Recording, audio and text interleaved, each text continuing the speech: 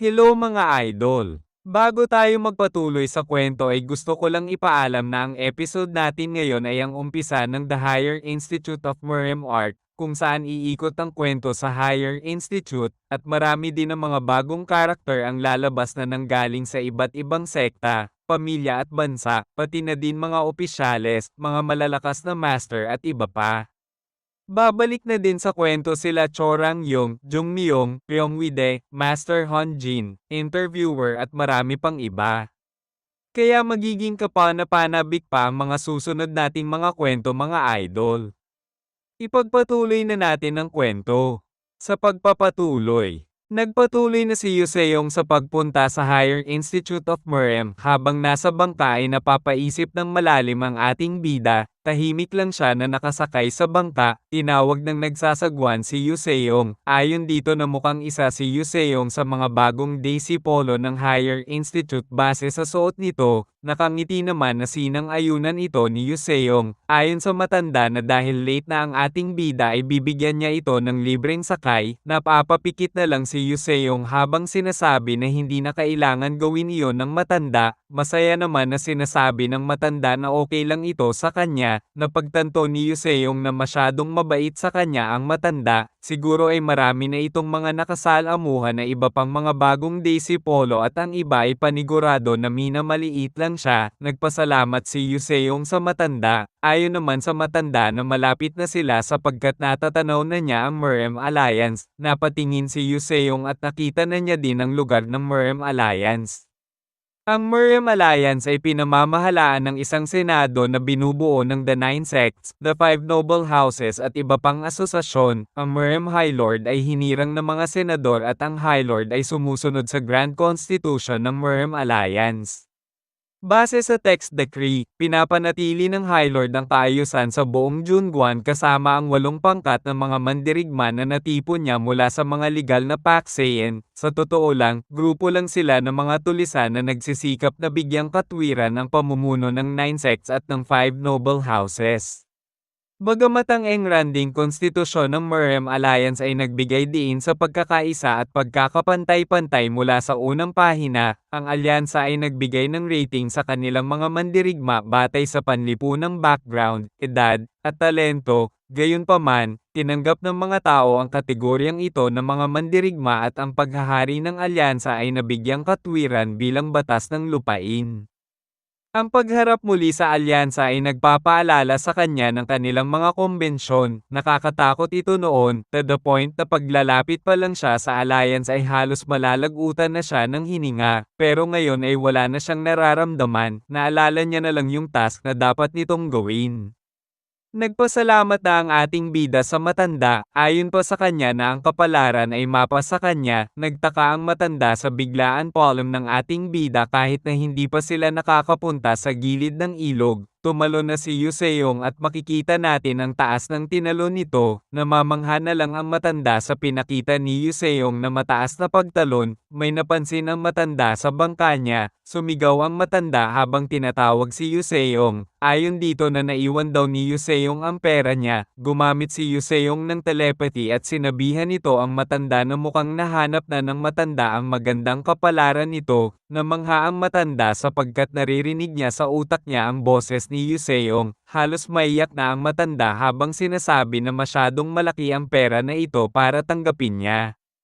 Habang naglalakad ay napapaisip na lang si Yuseong na hindi niya makontrol ang sarili niya sa pagkakaroon ng maraming pera. Iniisip niya kung bilhin niya na lang daw kaya ang buong alliance o kaya naman gumawa din siya ng sarili niya. Habang iniisip ang mga ito ay lubos na nagpapasaya na sa kanya. Napagtanto ni Yuseong na kung gugustuhan ng Henam sect ay kaya ng mga ito bilhin ng buong bansa dahil sa dami ng jade ng lugar nila. Sa ngayon ay napakarami na ni Yuseong na pera para gamitin para lamang sa sarili niya, subalit bigla niya naalala ang mga kasamahan niya noon sa 7th Squadron of the Residual Troops, kaya napangiti na lang siya. Habang papaakyat papuntang entrance ng Murem Alliance ay tumatawa na lang si Yuseong sapagkat hindi niya inaasahan na mamomoblema siya sa ganitong paraan kung saan ay ang problema niya na ngayon ay kung paano nito uubusin ang pera. Sa gateless entrance, Ito ay isang gateway na ipinangalan sa aklat ng walang tarangkahan na pantas, tinatawag din na Mumon Haigay, upang simbolo ng pagiging bukas ng pag-aaral. Ngunit ito ay hindi literal na walang tarangkahan, tila isang mabigat na metal na pinto ang bumangon mula sa lupa sa panahon ng isang emergency. Ngunit hindi niya pa talaga ito nakita, dahil wala siya dito noon ng mga panahon na sumalakay ang Demon Cult kabilang si Chonma. Pinakita na ni Yuseong ang Resting Dragon Certificate niya sa bantay para papasukin siya nito. Ayon sa bantay ay matagumpay na nakapag-check-in si Yuseong. Pinapasunod niya si Yuseong para mailibot sa buong lugar ng Merem Alliance habang binabagtas nila ang walang gate na pasukan. Ang pamilyar na tanawin ng gusali ng alyansa ay nahagip ng kanyang paningin. Ang Demon Slayer Palace ay ang lugar kung saan pwede makakuha ng mga mission request. The Divine Skyscraper naman ay ang tore na nagbabante sa buong Merem Alliance at ito rin ang departamento ng komunikasyon ng Alliance. At ang pangunahing bulwagan ay nakatayo sa loob ng lambak bilang sentro ng Alliance. At kung susundin ang mga side path para makapunta pa sa loob, ang Grand Gat Ales Path, na kilala rin bilang pangunahing pasukan ng mas mataas na institute ay nakatayo sa harap ng lambak. Nakarating na sila Yuseong sa tarangkahan ng The Higher Institute of Merem. Ayon sa ating bida na kayanan niya mahanap ang daan simula dito, nagtaka ang bantay sapagkat hindi man lang nagkaroon ng reaksyon ng ating bida sa lahat ng mga dinaanan nila, para bang matagal na nakapunta si Yuseong sa lugar na ito. Itinuro ng bantay ang daan papunta sa Dragon Tiger Palace at matatagpuan ito sa dulo ng kalsada. Ayon pa sa bantay na ang lugar na iyon ang bahala mag-asikaso ng mga papeles ni Yuseong pati na rin ang proseso ng pagpasok. Nagpasalamat na ang ating bida sa bantay at tuluyan na itong pumasok sa Higher Institute. Masaya ang ating bida na sa wakas ay nakabalik na siya sa Higher Institute of Merem. Mahahanap ang dalawang valleys kapag dumaan ka sa pangunahing pasukan. Ang Waryong Valley ay naglalaman ng lahat ng pinakamatandang mansyon, habang nasa Sangho Valley naman ang mas maliliit na istruktura at ito ay nasa sulok. Lahat ng mga istrukturang ito ay kapag pinagsama ay ang bumubuo sa Higher Institute of Merem. Habang tinatanaw ni Yuseong ang Sangho Valley na nasa baba ay iba sa pakiramdam niya na makita ang Sangho Valley na ganito. Naaalala niya ang mga araw na nasa Sangho Valley siya at maghapon niyang tinitingala para tignan ang Waryong Valley sa taas, subalit para kay Yuseong ay hindi ito ang oras para gunitain ang nakaraan, kailangan niya mag-focus para mahanap at mapigilan si Chonma at ang mga strange phenomenons, dahil ang pangalawang phenomenons ay mangyayari dito mismo sa lugar ng Waryong Valley. Sa kabilang banda sa Dragon Tiger Palace, may isang tao na nagagalit. Ayon sa kanya na ang nangyayari ay isang malaking kalokohan. Hindi daw siya makapaniwala na binawasan ulit ang budget ng Higher Institute. Ayon pa dito na ang institute ay umiikot sa isang butas mula nang si Chong Jegel na ang naging bagong Merem High Lord. Habang hinihimas ang puwet ng babae ay sinabi pa nito na paano nagagawang maging kuripot ng Merem High Lord kung ang nakataya ay ang susunod na henerasyon ng Merem. Dagdag pa niya na kung sumasang-ayon ba sa kanya si Cho Hui, makikita natin ang many Akis na matanda na hahalikan si Cho Hui. Subalit hinarang ito ni Cho Hui na kinagulat naman ng many Akis na matanda. Ayon pa kay Cho Hui na hindi pa ba nito naririnig na kamakailan lang ay maraming mga jade ang natagpuan sa Hanem Island nung nakaraang taglamig. Ayon naman sa matanda na narinig niya ang patungkol doon, ayon naman kay Cho Hui na pwede masolusyonan ang kakulangan nila sa budget at sa iba pang problema pagdating sa pera kung sakaling ibebenta nila ang bakanteng upuan ng 9 sect sa Henam sect. Lumaki ang mga mata ng many Akis na matanda sa narinig niya, ayon sa kanya na maganda idea ito. Ayon kay Cho Hui ay may isa pa, tinanong ng matanda kung ano pa, sabi ni Cho Hui na narinig niya na ang Henam book industry ay mabilis na lumalawak at ang libro na binibenta nila ay walang iba kundi ang nobela na pinagbabawal na pantasya. Napatanong ang matanda kung ano ang nobela na pinagbabawalan na pantasya, para saan ang libro na iyon. Nakangiti na sinabi ng babae na ibubulong niya kung para saan ang libro na iyon, hanggang si ikinwento na nito na sila lang ang makakarinig. makikita natin sa mukha ng Meniakis na matanda ang bigla sa mga naririnig niya, napapasigaw na lang siya at nagagalit na kung paano nagawa ng mga iyon na lumikha ng malaswang libro at ibenta ito sa pamilihan. Ayon naman kay Chohwei na hindi kailangan ng matanda na magalit tungkol sa bagay na iyon. Napatanong naman ang matanda kung bakit hindi. Sabi naman ni Chohwei na ang lahat naman ng tao ay ginagawa ang lahat ng paraan para lamang kumita ng pera. Napapaisip na lang ang matanda sa naririnig niya galing kay Chohwei. Ayon pa kay Chohwei na ang pinagbabawal na nobela ay ang mga gumawa noon ay ang mga bandido. Ang kailangan lang nila gawin ay utusan ang kanilang mga disipolo na salakayin ang mga ito at kunin ang negosyo na meron ng mga bandido. Napangiti ang matanda sa narinig niya. Para sa kanya na magandang idea nga ito, kung mangyari man yon ay hindi magtatagal ay siya si Gandewo ay hihirangin na bagong chancellor ng institute. Ang pangalan ng Meniakis na matanda ay si Gandewo. Ayon naman kay Chohwei na kung sakaling tuluyan na maging chancellor si Gandewo, kung mananatili lang ba siya na maging isang guro ng higher institute, ang tugon naman ni Gandewo na syempre hindi, sapagkat masasayang lang ang talento nito kung mananatili lang itong isang guro. Habang pinupunasan ng mga labi ni Chohwei ay sinabi pa nito na hindi dapat ito mag-alala sapagkat siya na ang bahala dito. Ayon naman kay Chohwei na may isang bagay na bumabagabag sa kanya, kamakailan lang ay may naririnig siyang sabi-sabi na ang kakilala ng Merem High Lord ang magiging bagong chancellor. Ayon kay Gandewo na ganon din ang pinuproblema niya, subalit kung sakaling makuha na nila ang pera na galing sa Henam sect at ang negosyo na pagawaan ng mga pinagbabawal na pantasya, gagamitin nila ang Senado para makuha ang pwesto. Habang nag-uusap ang dalawa ay may dumating na bantay, tinawag ng bantay si Vice Chancellor Gandewo para ipaalam na ang huling bagong disipolo na si Yuseong Dan ay dumating na sa campus, kung ano ang gagawin nila sa kanya. Nagagalit na sinabi ni Gandewo na may lakas ng loob ang bagong disipolo na ito na dumating ng ganitong oras, kaya sinabihan nito ang bantay na dalhin si Yuseong sa kanya.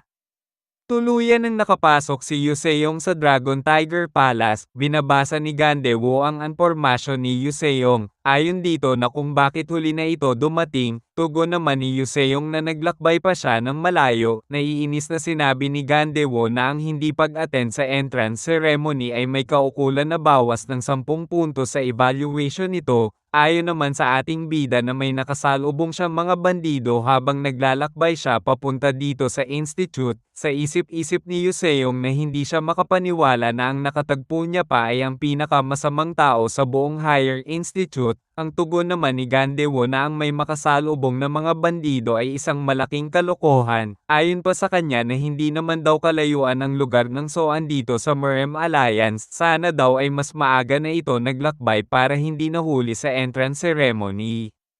Si Gandewo ay may napakaraming tsismis tungkol sa panggigipit niya sa mga babae na nanggaling sa maliliit na sekta. Kumukuha din siya ng mga suhol at minamanipula ang schedule at mga grado ng mga disipilo para sa kanyang sariling interes. Ayon kay Yuseong na kinailangan niya maglakbay papunta sa Henam sect dahil sa personal na dahilan. Napapaisip si Yuseong kung Vice Chancellor lang si Gandewo ngayon. Ayon naman kay Gandewo na nakikita niya na gumagawa lang ng dahilan ang ating bida kaya babawasan niya pa ito ng 5 puntos. Pahabol pa nito na kung bakit hindi maayos ang pagsuot nito ng uniforme, nadidismaya habang sinasabi ni Yuseong na kaya sira ang botones niya ay sa kadahilanan na binili niya lang ang damit niya sa Jongjo. Napagtanto ni Yuseong na mukhang ayaw sa kanya ng Vice Chancellor. Ayon naman kay Gandewo na nagdadahilan na naman ang ating bida, dahil sa hindi pagsusuot ng tama ng uniforme ay babawasan niya ito ng 3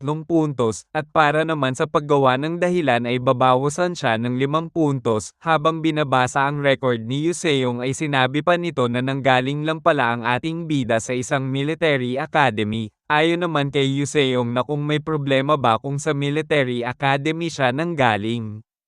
Nagagalit habang sinasabi ni Gandewo na siyempre may problema sapagkat paano daw nagagawa ng isang tulad ni Yuseong na may mababang katayuan sa buhay na maging walang hiya, at dahil doon ay binabawasan niya ito ng 100 puntos, hindi makapaniwala si Yuseong na binawasan siya ng 100 puntos, kahit ang bantay ay pinagpapawisan ng marinig ito, biglang nagsalita si Chu Hui, sinabi nito na kung pwede ba daw siyang magsalita bilang isang guro, ayon dito na para makapagbigay ng tamang halimbawa para sa mga bagong Disipolo, bakit hindi na lang nila kunin ang Resting Dragon certificate nito, at wag na tanggapin pa sa higher institute, pinagpawisan ng ating bida sa narinig niya, napaisip si Gandewo sa sinabi ni Chuhui sa hindi pagtanggap kay Yuseong sa institute, ayon pa kay Chuhui na baka sundan pa ng iba pang bagong Disipolo si Yuseong, sa isip-isip ni Yuseong na wala siyang alam tungkol dito sa guro, subalit ang matanda na ito ay nakita na niya ito sa dati niyang buhay nung mga oras na nasa Sangho Valley siya, sa pagkakatanda niya ay magiging chancellor ito ng higher institute sa panahong ito,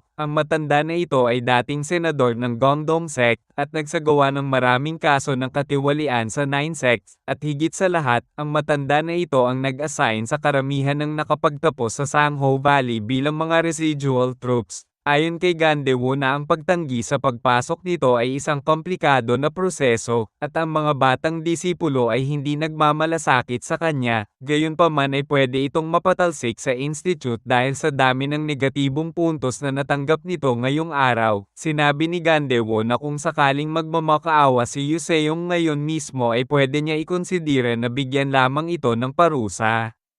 Habang nagagalit na nakatingin si Yuseong sa kupal na si Gandewo ay sa isip-isip niya na kaya niya pang tiisin ang mga ito, ang mas nagbibigay ng galit sa kanya ay ang paggamit ni Gandewo sa kanila ng pinamumunuan niya noon bilang mga paen para makatakas sila ng alliance, hinding-hindi niya ito mapapatawad sa ginawa nito.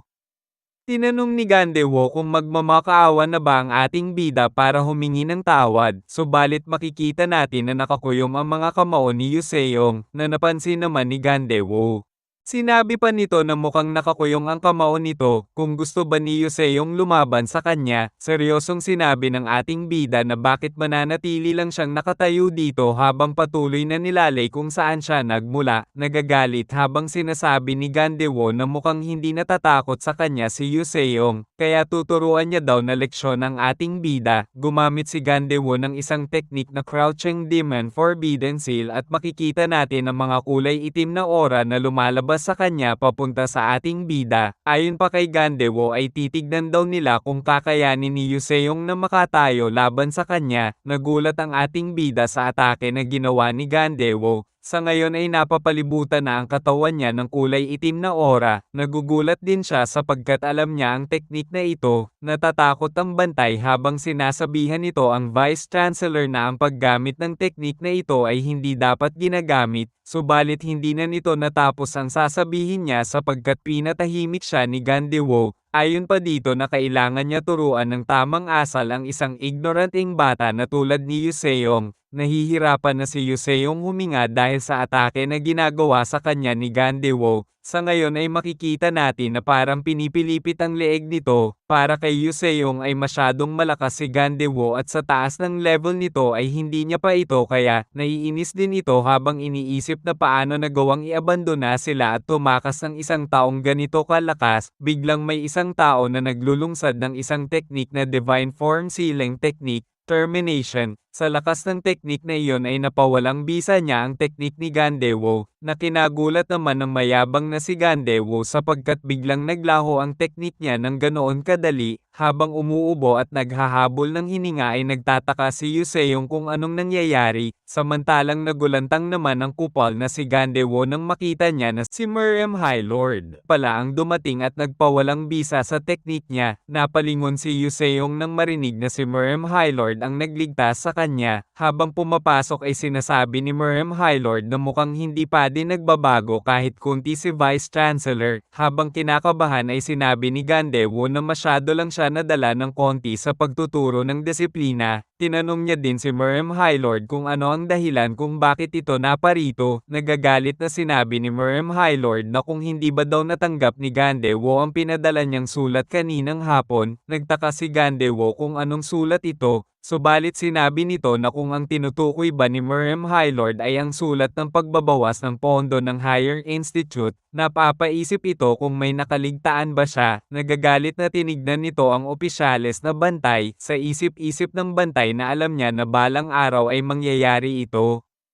Tumatawa na sinasabi ni Miriam Highlord na nagdesisyon nga siya na bawasan ang pondo ng institute para magkaroon sila ng sapat na budget para sa alliance. Hindi ba magandang balita iyon? Ayon pa sa kanya na kukunin na niya si Yu Seong, gaya ng isinulat niya sa liham. Nagulat naman si Gandewo sa narinig niya. Hindi din ito makapaniwala na pumunta pa si Miriam Highlord para lamang kay Yu Seong. Sinabi nito na maaari na kunin ni Miriam Highlord si Yu Seong. Biglang nagsalita si Chu Hui. Ayon dito na hindi ba dapat na igalang ni Miriam Highlord ang jurisdiksyon ng institute sa loob ng campus. Pinwersa din daw sila na palitan ang uniforme ng Higher Institute. Biglang kinausap ni Gandewo si Cho Hui at sinasabihan niya na tumahimik sapagkat hindi ito ang lugar para makialam ito. Tinawag ni Miriam Highlord si Chu Hui. Ayon sa kanya na marami siyang naririnig tungkol dito na nanggaling kay Vice Chancellor. Nagtaka si Chu Hui sapagkat kilala siya ni Miriam Highlord. Ayon pa kay Miriam Highlord na narinig niya daw na nagpasok si Vice Chancellor ng isang talent andang guro, kaya aasahan niya daw ang magandang trabaho nito. Nagpaalam na si Miriam Highlord. Ayon sa kanya na gumagabi na din, kailangan pa ni Yu Seong na makakuha ng silid. Habang naglalakad palabas si Miriam Highlord at si Yu Seong ay napahinto ito. Nakangiti na sinabihan niya si Vice Chancellor na kung pwede ba ipagpaumanhin nito ang pag-absent ni Yu Seong ngayong araw. Dahil may magandang rason naman ito, napipilitan na sumang-ayon na lang si Gandewo. Tuluyan nang nakalabas sila Yu Seong at Miriam Highlord. Natatahimik na lang si Gandewo sa mga nangyari.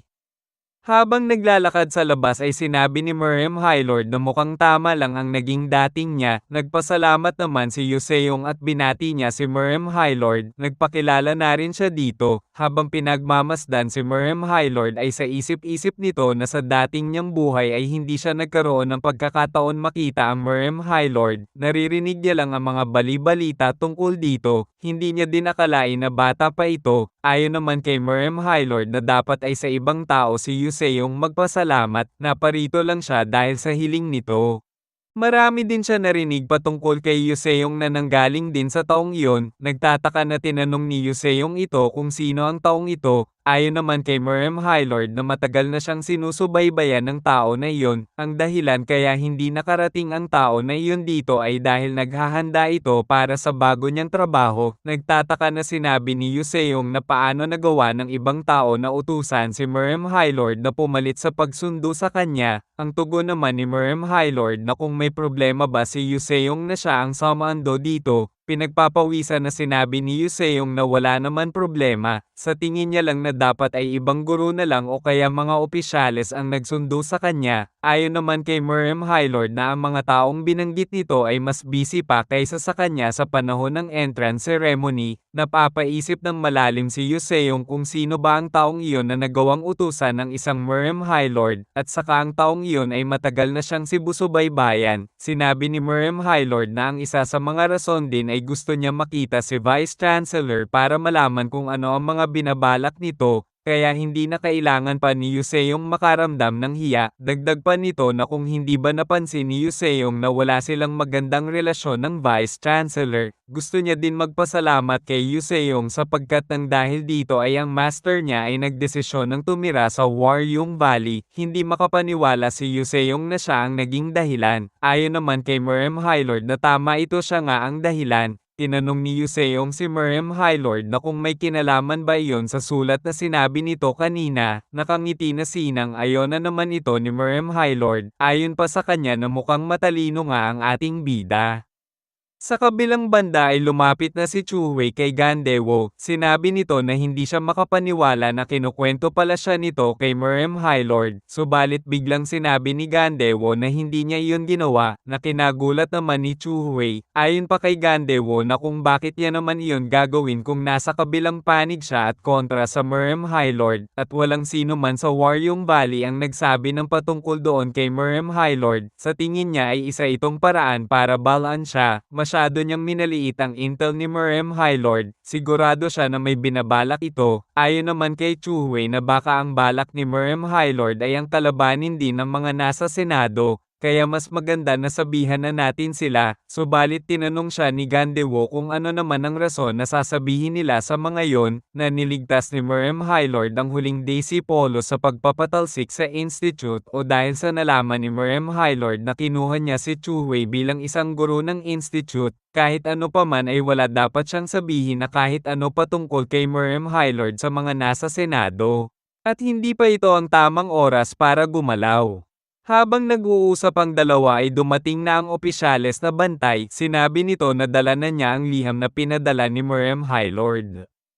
Habang kinukuha ang liham ay sinabi ni Gandewo na ibabase niya sa nakasulat sa liham kung ipapaalam niya sa mga Senado ang tungkol kay Merem Highlord. Habang binubuksan ang liham ay napapasabi na lang siya na kung isinulat ba ni Merem Highlord ang pagbabawas ng pondo na nangyari kaninang hapon. Subalit nagulat ang dalawa sa nakita nila, sapagkat nagtataka sila kung bakit walang nakasulat sa papel. Tinignan ng mabuti ni Gandewo ang liham subalit wala talaga itong nakita. Ayon naman kay Chuwei na mukhang pinalitan ni Merem Highlord ang liham sa isa pang liham na wala nang nakasulat. Ito na ang pagkakataon para i-report ito sa mga senador at sabihin na pinagmamukhang mga tanga sila ng Merem Highlord. Subalit natahimik lang si Gandewo sa mga pinagsasabi ni Chuwei. Sinubukan ni Gandewo na amuyin ang liham at nakilala niya naman kung anong amoy ito. Ayon sa kanya na ang liham ay sinulat gamit ang nawawalang tinta. Isa itong espesyal na tinta na ginawa ng mga taga-kanluran para sumulat ng mga sekretong mensahe. Pinagpapawisan habang sinasabi ni Chuwei na ang liham na pinadala pala ni Merem Highlord ay isang sekretong sulat. Ayon naman kay Gandewo na inalis ni Merem Highlord ang posibleng maging ebidensya. Sinabi naman ni Chuwei na baka si Yuseong ay isang inapo ng isa sa mga 9 sects o ng mga 5 noble houses. Ang tugon naman ni Gandewo na kung nakalagay ito sa liham ay madali niya agad ito maalala, at saka kung totoo man yun ay mas mauuna pa siyang makaalam kaysa kay Merem Highlord dahil mas kilala niya ang mga taga 9 sects at 5 noble houses. Depende na lang kung ang bata na yon ay katumbas ng Daisy Polo ng Merem Highlord o iba pang sekreto na hindi pa niya alam. Biglang napatigil si Gandewo at may naalala, sabay na tumingin ang dalawa sa liham.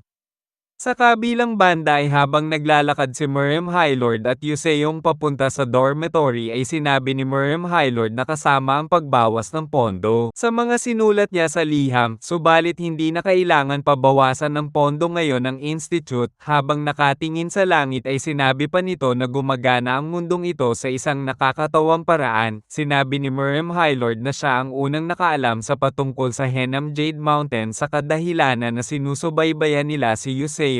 Ayon naman kay Yuseong na kung ang ibig sabihin ba daw na ang misteryosong lalaki na sumusubaybay sa kanya ay naging bagong chancellor ng dahil sa kanya, nakangiti na sinabi ni Merem Highlord na ang lahat ng ito ay salamat kay Yuseong. Hindi makapaniwala ang ating bida sa mga nalaman niya. Tinanong ni Merem Highlord si Yuseong kung mas gusto ba daw nito na si Gandewo ang maging chancellor. Ayon naman kay Yuseong na ayaw niya na si Gandewo ang maging chancellor. Tumatawa na sinabi ni Merem Highlord na habang mas nakikilala niya ang ating bida ay mas nakikita niya na kailangan ng isang tulad ni Yuseong sa alliance. Natahimik si Yuseong sa narinig niya. Pahabol pa ni Merem Highlord na kinalaban din daw ni Yuseong ang first class interviewer at kanina naman ay ang vice chancellor. Pinagpapawisan na sinabi ni Yuseong na ang interviewer ang nag-umpisa ng laban. Sinabi ni Yuseong na kung pwede niya ba matanong kung sino ang misteryosong lalaki na nagsusubaybay sa kanya. Ayon naman kay Chancellor na makikilala na lang daw ito ni Yuseong sa mga darating na araw kapag naging Chancellor na ito.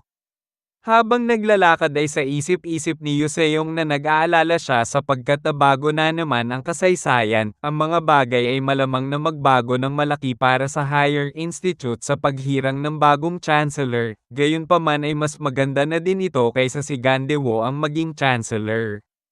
Ang araw na si Gandewo ay naging chancellor ay ang naging simula ng mga pampulitikang pakikibaka at katiwalian sa gobyerno, minamanipula niya ang mga Daisy Polo para pangalagaan ang kanyang sariling kapakanan, paano naman tatubo ng tama ang isang puno kung magmumula ito sa bulok na lupa, hindi niya dapat pag-isipan ito ng husto, subalit kailangang tanggalin si Gandewo para maayos pa rin ang alliance. Buti na lang ngayon ay napalitan na ito.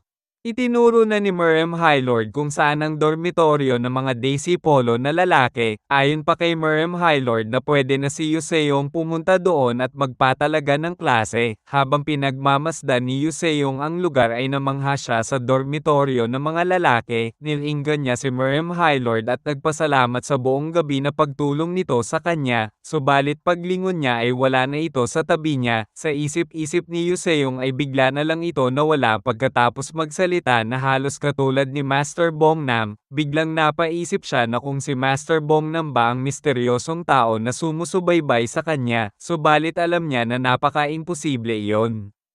Sa kabilang banda ay naaalala na ni Gandewo ang mga nakasulat sa liham ni Merem Highlord, nakasulat doon na dapat ay tratuhin si Yuseong Dan tulad ng pagtrato sa isang Daisy Polo ng Merem Highlord, sa kadahilanan na malaki ang naitulong nito para mailigtas ang budget ng buong alliance, sa tingin niya na hindi talaga nanggaling si Yuseong sa Academy ng Soan, si Yuseong daw ay sekretong anak ng pamilyang Jegel, ayon pa dito na ang plano daw ni Merem Highlord ay gawing top disciple si Yuseong ngayong taon, sinabihan niya si Chuhui na subaybayan ng palihim si Yuseong, ayon naman kay Chuhui na kung kailangan niya ba tignan kung ano ang mga ginagawa ni Yuseong, sinang-ayon na naman ito ni Gandewo. Ayon pa sa kanya na dapat ay maimbestigahan ng mabuti si Yuseong, kinakabahan na sinabi ni Chuhui na ang pag-iimbestiga sa bagong Daisy Polo habang pinapabura ng Merem Highlord ay delikado, subalit nagagalit na sinabi ni Gandewo na sundin na lang nito ang pinag-uutos niya kung gusto nito maging pinakamataas na guro sa institute, napaisip na malalim si Chuhui, hanggang sa tinanggap na nito ang pinag-uutos sa kanya ni Gandewo. Ayon naman kay Gandewo na dapat ay huwag kakalimutan ni Chuhui kung paano ito naging guro sa institute.